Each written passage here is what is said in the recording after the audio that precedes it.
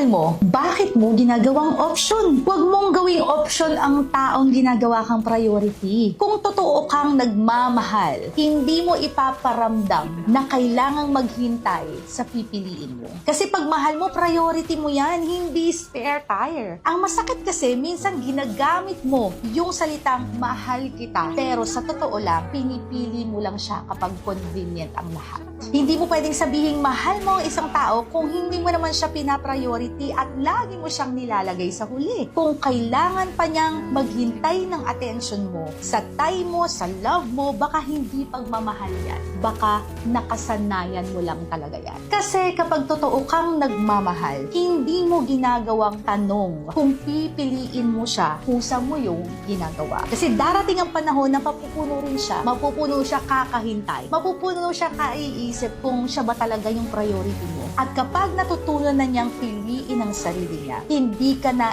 isasama sa choices niya.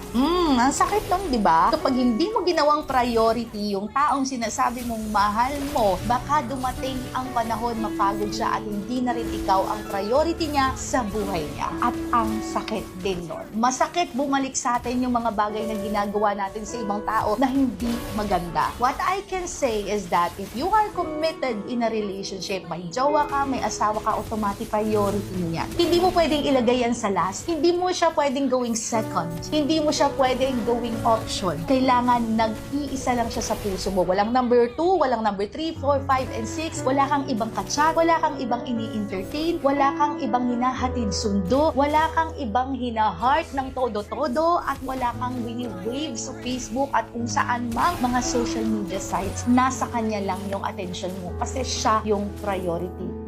Uulitin ko, gawin nating priority yung mga taong sinasabi nating mahal natin. Kung gusto natin silang manatili sa buhay natin, huwag natin iparamdam na option lang sila. Kasi yung mga taong nararamdaman na option lang sila, napapagod din, nagsasawa.